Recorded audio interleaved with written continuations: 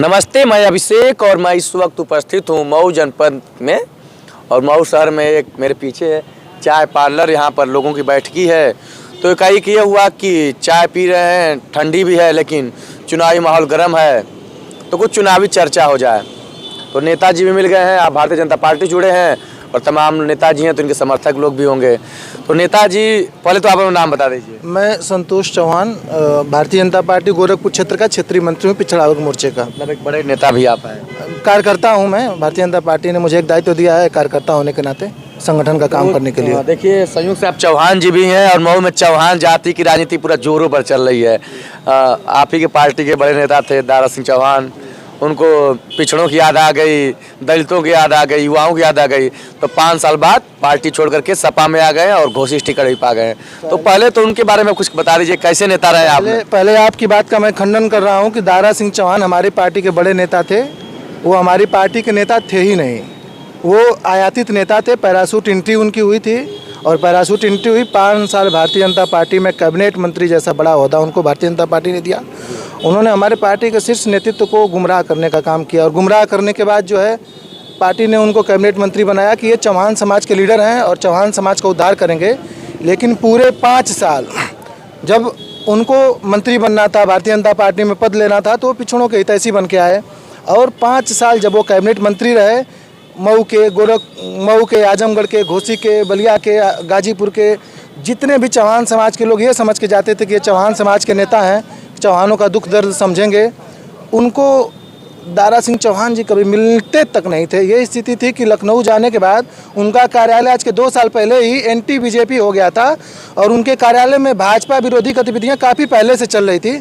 तो देखिए, आप लोगों को पता था 2 साल पहले भारतीय जनता पार्टी की विरोधी गतिविधियां चल रही हैं, आप भी एक ठीक ठाक बड़े पद पे हैं, तो आप लोगों ने शिकायत नहीं किया कि इनको भगाइए मंत्रिमंडल से? भारतीय जनता पार्टी का मैं अनुशासित सिपाही हूं और हमारी पार्टी में एक फोरम है और मैंने पार्टी के फोरम पे हर जगह अपनी बात बताई। उनके कार्यालय में 1-2 बार मैं गया।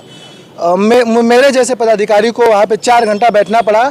उसके बावजूद ये कह के कि मंत्री जी आज मिल नहीं पाएंगे, हम लोग चले आए क्योंकि कुछ व्यक्तिगत समस्या थी। तो मुझे लगा कि एक बार अगर कोई बाहर कोई चीज़ फ्लैश हो रही है तो मंत्री जी से मिल के बताया जाए। लेकिन मंत्री जी जो है चौहानों से मिलना पसंद नहीं करते हैं, उनको चौहानों से बू आती है, बस उनको चौहानों का वोट चाहिए, चौहानों के दुख दर्द से मतलब नहीं है। मतलब आप गजब कर रहे हैं, आप पूरा चौहान माहौल बना दिए। दारा सिंह चौहान जिंदाबाद कर रहे हैं घोसी में, आप गजब आदमी है। पालतू और जो उनके वेतन भोगी लोग हैं वही जिंदाबाद कर रहे हैं। आप सोशल मीडिया पे देख लीजिए, जमीन पे देख लीजिए, दारा सिंह चौहान के खिलाफ बहुत बड़ा मुहिम जनता चला रही है। हम तो पार्टी हैं, आज वो भारतीय जनता पार्टी को छोड़ चुके हैं तो हम विरोध में आज हो सकते हैं, लेकिन वो आज के 2 साल पहले ही भाजपा छोड़ चुके हैं। लेकिन भाजपा में मलाई खाना था, कैबिनेट मंत्री जैसा बड़ा पद मिला था, उसको छोड़ने में उनका सम्मान नहीं रहता। और जब इसके पहले जो भाजपा में जब नहीं आए थे, मेरे पास तमाम उनकी फोटोएं हैं, मुंह गिरा के खड़े रहते थे, कोई पूछने वाला नहीं था। वो जननेता नहीं है, जनता जनाधार उनके पास नहीं है। लेकिन मौसम वैज्ञानिक तो है। हाँ, मौसम वैज्ञानिक है, हम जानते हैं, बहुत अच्छे मौसम वैज्ञानिक। सरकार जा रही है, सपा की आ रही है। नहीं, ऐसा मौसम वैज्ञानिक नहीं है। वो उनके पास अब जनता को दिखाने के लिए, मुंह दिखाने के लिए नहीं था कि हम जनता को किस मुंह से जाएंगे। मधुबन की जनता ने उनसे इतनी उम्मीद लगाई थी। मधुबन हमारा काफ़ी पिछड़ा हुआ इलाका रहा है, पिछली भी बहुत सरकारें रही हैं। मधुबन काफ़ी प्राकृतिक आपदा झेलने वाला क्षेत्र रहा है, लेकिन मधुबन में जनता के दुख दर्द में, चूंकि अभी गर्मी का मौसम आएगा, फसलों में आग लग जाएगी, तो कभी जनता के दरवाजे तक नहीं जाते थे। उनके एक खास, आपने कह दिया सब कुछ, तमाम कमियां बता रहे हैं, तो कहाँ इतना प्रेम था? कुछ तो था कि उनको अपने पार्टी में लिया था, मंत्री बनाया था, विधायक। हमारे पार्टी के ऊपर एक शीर्ष नेतृत्व बैठा हुआ है, जहां उसमें हम लोगों का बस नहीं चलता है। पार्टी को चूंकि भारतीय मतलब नीचे कार्यकर्ताओं को इनकार कर दिया जाता है। ऐसा नहीं, भारतीय जनता पार्टी सबको जोड़ने का प्रयास करती है और भारतीय जनता पार्टी में हुआ है तो भारतीय जनता पार्टी ने जोड़ा उनको और उनको लगा कि अगर ये बड़े चेहरे हैं तो इनको एक बार मौका दिया जाए, शायद ये चौहान समाज का कल्याण कर सके। लेकिन चौहान समाज आगे बढ़ने के बजाय काफ़ी पिछड़ चुका है। चौहान समाज में न तो अपेक्षित नेतृत्व मिला भारतीय जनता पार्टी से, और उसका सबसे बड़ा कारण था कि भारतीय जनता पार्टी को इन्होंने साबित कर दिया कि मैं ही चौहानों का नेता हूं और भारतीय जनता पार्टी को लगा कि ये सारे लोगों का कोटा इन्हीं को देकर पूरा कर देंगे। अखिलेश यादव सामने भी रख दिए कि मैं ही चौहानों का नेता हूँ, यहाँ तक संजय चौहान को भी दरकिनार कर दिया। संजय चौहान 5 साल से समाजवादी पार्टी के गठबंधन में है और 5 साल से लगातार हम लोगों का एक जो राजनीतिक मतभेद है, वो राजनीति के दौर पे हमारा मतभेद जनवादी पार्टी को लेके है और जनवादी पार्टी है ही नहीं, वो तो पहली बात विवादित पार्टी है। संजय चौहान अगर समाजवादी पार्टी के साथ चले तो वो अखिलेश यादव का मैटर है कि वो किस क्या उनसे उनका तय था, क्यों वो चल रहे थे। लेकिन दारा सिंह चौहान जी ने जो किया है, चौहान समाज के साथ बहुत बड़ा छल किया है और चौहान समाज इनको बख्शेगा नहीं और आने वाले 2022 के चुनाव में इनको धूल चटाते हुए वापस जहाँ से आए थे वहाँ भेजने का काम करेगा। तो अब दारा सिंह चौहान के खिलाफ बीजेपी क्या रणनीति अपनाने जा रही है? कोई चौहान कैंडिडेट आएगा? दारा सिंह चौहान है क्या कि उनके खिलाफ कोई रणनीति अपना की? भारतीय जनता पार्टी के पास अपना खुद की व्यवस्था है। भारतीय जनता पार्टी का व्यक्ति चुनाव नहीं लड़ता है, भारतीय जनता पार्टी का संगठन चुनाव लड़ता है और भारतीय जनता पार्टी का एक एक कार्यकर्ता आज के 6 महीना पहले से चुनावी मूड में है। संगठन का जो भी काम है पार्टी का एक एक कार्यकर्ता कर रहा है और जो भी प्रत्याशी आएगा हम लोग पूरे उसको जो है किसी तरह से जिताने का काम करेंगे। चलिए हो गया। अभी भैया थोड़ा अपना नाम बता दीजिए। मेरा नाम लक्ष्मीकांत चौहान हुआ, इंजीनियर लक्ष्मीकांत चौहान। अच्छा, अभी चौहान जी हैं। क्या होगा दारा सिंह चौहान का? दारा सिंह चौहान जी ऐसे चुनाव हारेंगे घोषी से। हारने का बहुत सारा कारण है। जैसे संतोष जी ने बताया कि चौहानों के तथाकथित नेता हैं, वाकई में वो चौहानों के नेता नहीं है। उसके लिए एक मधुबन में एक बच्ची के साथ दरिंदगी हुई थी, कुछ लोग उसके साथ दरिंदगी किए थे। उस जब परिवार का जो लड़की का पिता गया जब थाने पे, तो वो थाने का जो थानेदार था गाली दे करके भगा दिया और उसका FIR नहीं हुआ।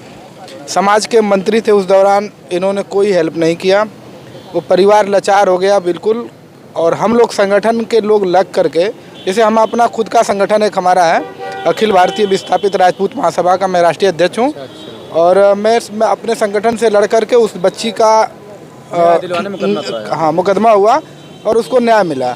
और कहते हैं कि जैसे क्या है कि बहुत सारे लोग जाते हैं चौहान के नाम पे उनके यहाँ। तो मेरे सामने मैं जब गया था तो मेरे सामने कम से कम 6-4-5 लोग बोलेरो कर करके परिवार के लोग गए थे वहाँ पे न्याय के लिए कि जब मंत्री जी से पैरवी कराएंगे। मंत्री जी सुबह से लेकर शाम तक बेचारे लोगों को बैठाया, चाय भी नहीं पिलवाते थे।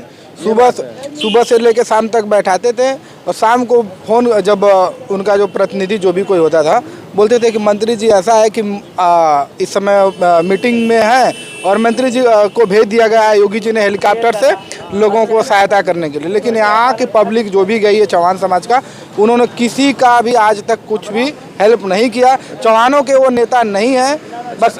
अच्छा, ये चौहान नेता नहीं है। आप मऊ के हैं? बिल्कुल, मैं मऊ का कोसी विधानसभा का हूँ। हाँ, आप भी मऊ के हैं, ठीक है। मऊ में चौहानों की जनसंख्या ठीक ठाक है, इसको स्वीकारता सभी। चौहान यहाँ की राजनीति में बड़ी अहम भूमिका निभाते हैं। लेकिन सबसे बड़ी विडंबना यह है कि मऊ का चौहान राजनीतिक रूप से भागीदारी क्यों नहीं रहता है? आजमगढ़ से फागू चौहान आते हैं, विधायक बन जाते हैं। दारा सिंह चौहान आते हैं, आजमगढ़ से विधायक बन जाते हैं। मऊ के चौहान क्या है, एकदम निठल्ले हैं क्या? नहीं, निठल्ले नहीं है। अब निठल्ले कहना उचित नहीं होगा। भारतीय जनता पार्टी का मैं कार्यकर्ता हूँ और सबसे बड़ी बात यह है कि मैं जातिवाद की राजनीति नहीं करता हूँ। और जो भारतीय जनता हिस्सेदारी की बात है, देखिए मैं इसलिए कर रहा हूँ, आपको कभी तो खरता होगा ना कि चौहान, आजमगढ़ चौहान आ गया, विधायक बन गया।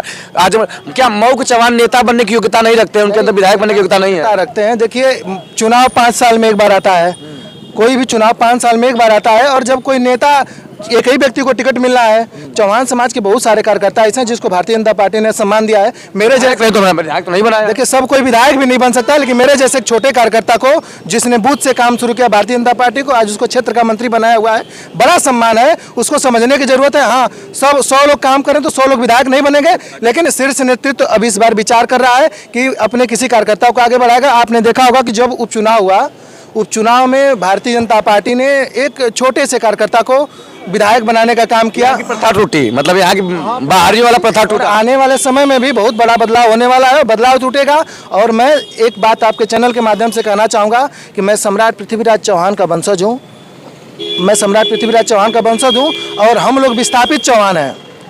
विस्थापित चौहान पूरे, देखिए, चौहान भी उत्तर प्रदेश में कई कैटेगरी में बटा हुआ है। पश्चिम का चौहान जनरल में अपने आप को मानता है, वो स्थापित चौहान है। पूर्वांचल का जो चौहान है, बिहार, उड़ीसा और इधर के जितने चौहान हैं, वो विस्थापित चौहान है जो पलायन करके आए। तो जब जनगणना हुई, अभी गोरखपुर साइड में चले जाएंगे तो चौहान एसी में आता है। सारे चौहानों को कैलकुलेट किया जाए तो चौहानों की आबादी 4 करोड़ से ज़्यादा है। पश्चिम में जिन चौहानों को टिकट मिलता है तो वो टाइटल छुप जाती है। चौहान को टिकट पार्टी देती है लेकिन वो टाइटल छुप जाती है। लेकिन जो पूर्वांचल बेस है, काफ़ी चौहान राजनीतिक रूप से पिछड़ा हुआ है।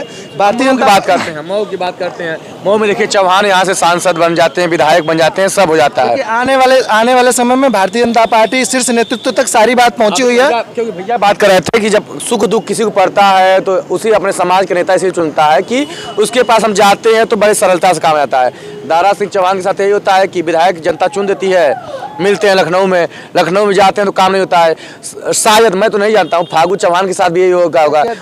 दारा सिंह चौहान जी जो है, दारा सिंह चौहान जी के पास कुछ भी नहीं है। अभी दारा सिंह चौहान जी को सोशल मीडिया पे इतना ट्रोल किया जा रहा था, उनके कुछ वेतनभोगी लोग हैं जो जब कोई ट्रोल करता है तो व्यक्तिगत फोन करके धमकाते हैं। अरे मंत्री जी के फोन करा था, मंत्री जी के अनखाई हो जाए तो यार मंत्री जी उड़वा दिए, तो मंत्री जी जो तोप हुई हमन कार्यकर्ता है जा, हमन के डराए वाला ना है जा। और भारतीय जनता पार्टी में अगर हम काम करते हैं तो देश के लिए काम करते हैं, हम लोग वेतन के लिए नहीं, वतन के लिए काम करने वाले कार्यकर्ता। धमकी आई थी क्या? धमकी में क्या है काम?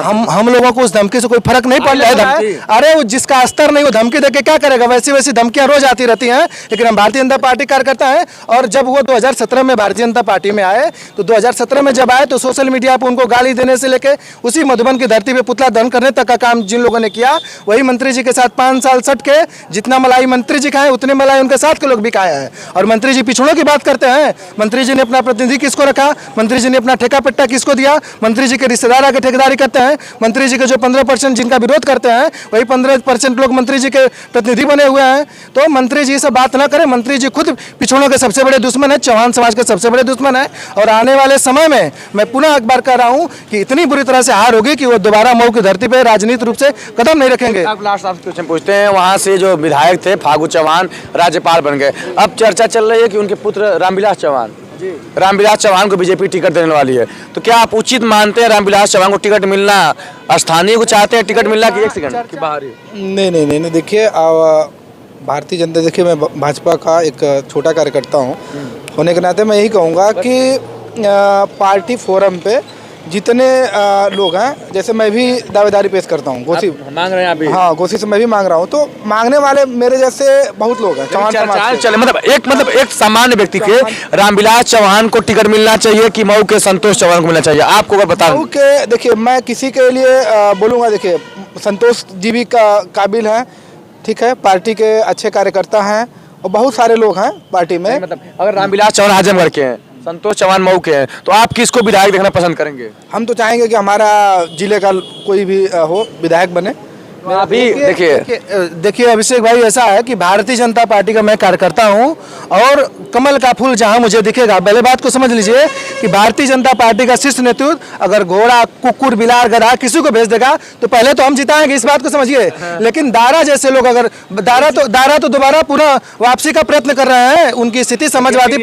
यही तो अब दारा को भाजपा ला दी, अब जिता दिए, आज रो रहे हैं, तो फिर वही किसी को दे देगी। अब यहाँ अधिकार पार्टी उनके भाजपा अब कौनो कुकुर बिलार के भाजपा दे दी कार्यकर्ता, लेकिन मेरा कार्यकर्ता इतना सा कार्यकर्ता है, लेकिन दारा जैसे बड़े चेहरे को लाके हम जैसे कार्यकर्ताओं का पतन करना। मैं भारतीय जनता पार्टी के शीर्ष नेतृत्व से भी आग्रह करूंगा आपके चैनल के माध्यम से कि कार्यकर्ताओं के मान सम्मान की चिंता करिए, नहीं तो ये दल बदलू और पैराशूट वाले नेता आएंगे, हम जैसे कार्यकर्ता को खत्म करके दफन करके चले जाएंगे, फिर आने वाले समय में आपको कार्यकर्ता नहीं मिलेगा। और वो जो जिनको 10 लोगों को साथ लेके आते हैं, उन्हीं 10 लोगों को मजबूत करके फिर साथ लेके चले जाते हैं। ठीक है, तो देखिए इन्होंने बहुत शानदार तरीके से बात रखी कि बड़ी बड़ी पार्टियां कुकुर बिलार को उतार देती हैं और कुकुर बिलार को जनता वोट कर देती है पार्टी के नाम पे, जिसके चलते यहाँ के स्थानीय लोगों की न मुद्दों पे बात होती है, न स्थानीय जाति समीकरण, किसी भी स्थानीय समस्या पे बात नहीं हो पाती है, जिसका परिणाम यह होता है कि नेताजी 5 साल खूब मलाई खाते हैं और जैसे पार्टी का थोड़ा स्थिति डगमगाती है तो पार्टी बदल देते हैं। तो ये है मऊ का मूड। आगे हम चलेंगे अन्य जगह पर और जानेंगे क्या है चुनावी मूड। बने रहिए अभिषेक सिंह के साथ।